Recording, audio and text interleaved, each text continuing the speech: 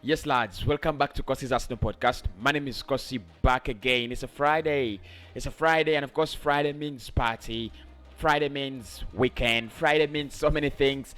And for me, this Friday means we are into the Euros finals. And it means the bigger weeks are coming, the bigger 3 weeks of July are coming in terms of transfers. And talking about bigger weeks, big signings, big names now. In today's video, I'm really gonna speak about big names because Arsenal have offered a 5-year contract to Ruben Neves. We're gonna speak about that. Gianluigi Di Marzio coming out to say that, and he said this deal does not actually affect the Houssem our deal. There are also reports that Arsenal could be in advanced talks with Manuel LOCATELLI as well, and of course Albert Samir Konga arrives today in England. He had to arrive yesterday, but I don't know what really went wrong. So reports have it that he arrives today. We're gonna speak about that a little bit. And Sergio Ramos was actually offered a contract at Arsenal, but he rejected it.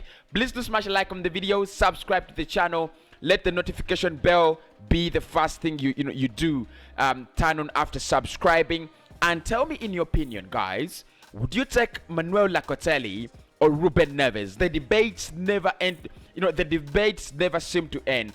Gianluigi Di Marzio says Arsenal have turned their attention to Ruben Neves. We are in talks with Wolves and the player, and have apparently offered him a 5-year contract offer. Do you think Ruben Neves is the player Arsenal should be looking at?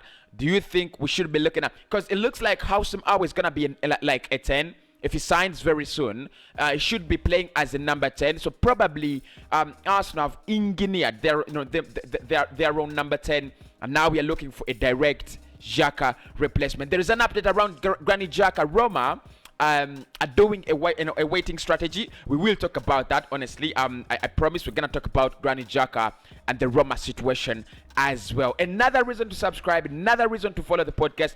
We are 25,000 subscribers. We want to get to 50,000 subscribers. Why not make it happen? If you want to make it happen. If you want to be a part of the second tier of the 25,000 subscribers, because the first tier is in, but the second tier, if you want to do that, get yourself subscribed now, right? Let's get the party started. And of course, to start the party, there is no better way to start the party than Manuel LOCATELLI. Yesterday, Giovanni Canavelli came out and said, and we spoke this, the people who are live. We spoke about this. He was speaking about Sky Sports, and he said they are in advanced talks with a club with a club abroad for Manuel LOCATELLI. He said they have scheduled a meeting with Juventus next week, but there are no negotiations with Juventus, and things are unlikely to go down between them and Juventus for the Manuel LOCATELli deal. That is what he said. And I said this, and I'll say it again. He just can't shut his mouth. He just can't keep quiet. So, of course, a couple of reports were reported yesterday around Manuel LOCATELli, ABCD. But Giovanni Canavelli, because he's CEO because apparently he's the CEO of Sassuolo. You've got his statements hold more water than everybody else. And of course, for me, the only two clubs that have been much interested in signing Manuel LOCATELli apart from Juventus, and the two clubs abroad have been Borussia Dortmund and Arsenal. So yesterday, reports coming out that there's a club abroad that is in advanced talks with Manuel LOCATELli. It directly meant Arsenal, because we are the only club that made an offer for Manuel LOCATELli abroad. The other club that is interested and is taken as a priority is Juventus. What we are waiting to see is what comes out of that the meeting. What comes of that out of that meeting next week? If Juventus fail to get to get the offer up to Arsenal's offer, I think Arsenal will get Manuel LOCATELli. I think what we are trying to do, because there are also now reports of Ruben Neves, Arsenal are trying to safeguard themselves. They're trying to safeguard ourselves. Trying to defend ourselves from the Emi Buendia incident. We don't want it to happen again, because what happened with Emi is we put all our eggs in one basket, and the basket was weak. That was Martin Odegaard. So what they're trying to do is they're trying to chase Manuel Locatelli. Advanced talks are happening. Probably something could happen very soon. But they're also looking at Ruben Neves. If Juventus next week get Manuel Locatelli, if if they get him, if they sign him, then Arsenal will apparently sign Ruben Neves. So that is what is actually happening. I think the priority for Mikel should be Locatelli, and then the backup is Ruben Neves. Now this washes away all the rumors that actually Arsenal was signing Houssem Aouar as a central midfielder. It looks like for me, it now makes more sense why we are interested in Loca and Aouar, why we are interested in Ruben Neves and Aouar. It looks like if you look at the number 10s out there, goal scoring midfielders, they're not so many. Apparently they're not so many, and the few that are available are very expensive. You would say Macho Sabazza. That one's a cheap one. I would apparently go in for Macho Sabazza, very cheap one.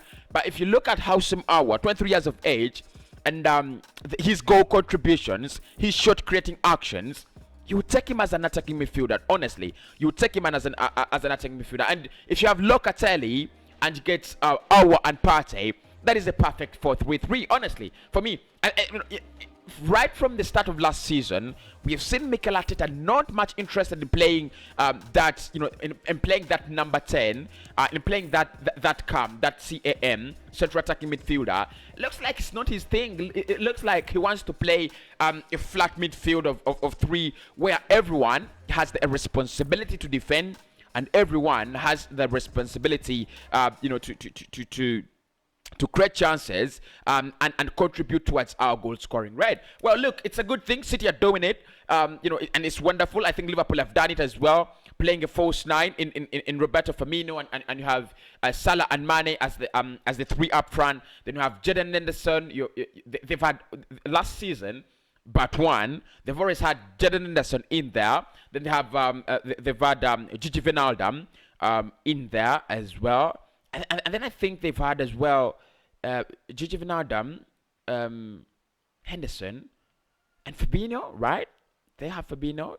Yeah, I think they are. I think on Fabinho. So 4-3-3, I do not have a problem with it as long as you have the material and quality of players to use it. So if you have Houssem Aouar, if you have Ruben Neves, because the beauty with Ruben Neves is that he's a very good tackler, not like Manuel Locatelli, not like Renato Sanchez. He's a better tackler in that midfield, and of course he gives you that kind of assurance that when you do not have the ball, you're gonna regain it back.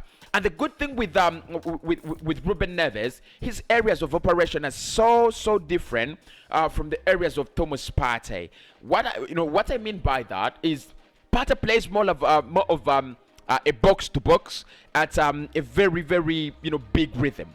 With Ruben Neves, he's gonna play that box to box, on a couple of occasions. It's gonna be that kind of number 6 at times. It's not going to be, running so much. So you have a player who's a little bit calm in the midfield, and then you have a player who's a little bit, more of vibes FC in Thomas Partey. So look, I'm not really jumping onto conclusions.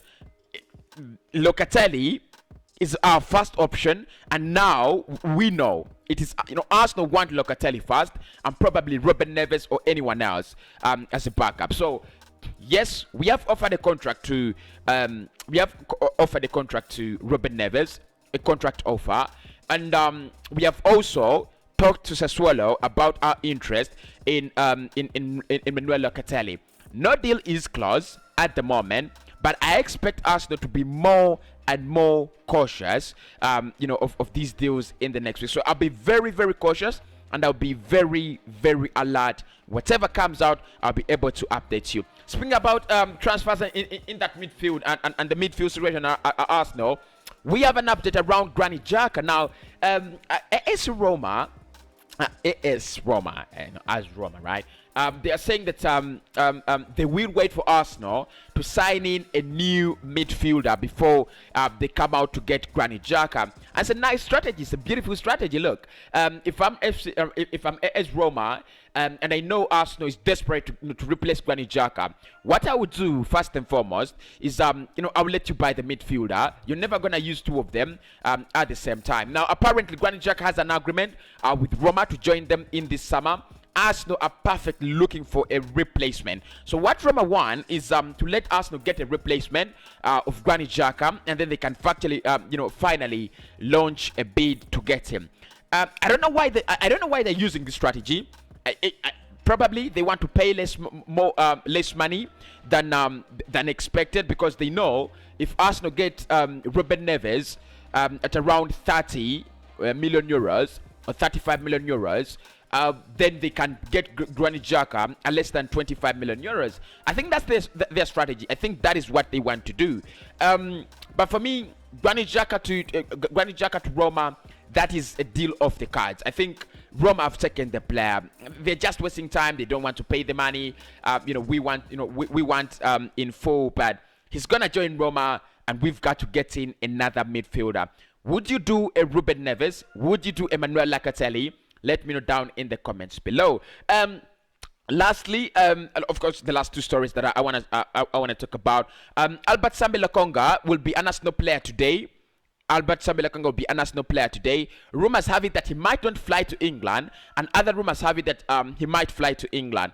Of course, some rumors are saying that some reports are saying that he might do his medicals in Belgium and then fly straight to Scotland to join Arsenal in the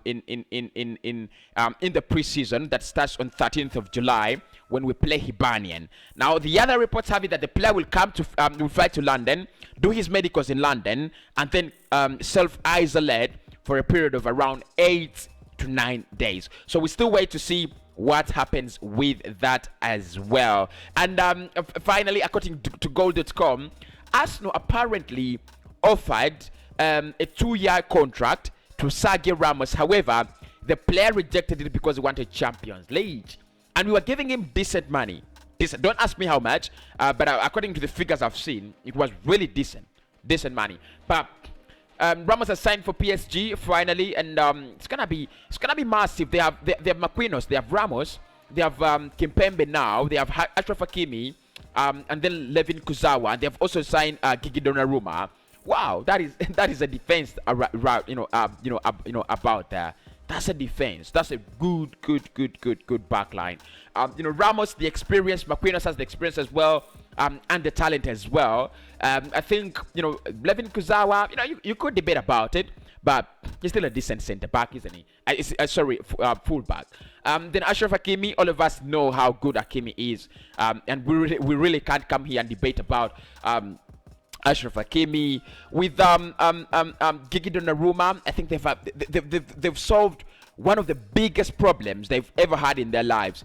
Is a goalkeeper, Keylor Navas, against Manchester City. What a poor performance, guys. What a poor performance. So I think Donnarumma comes in as a perfect solution for the goalkeeping problems. They brought in Gigi Wijnaldum as well in the midfield. They are looking to keep Moise Kean. Yeah, big up to PSG. But the story is Arsenal wanted Sergio Ramos.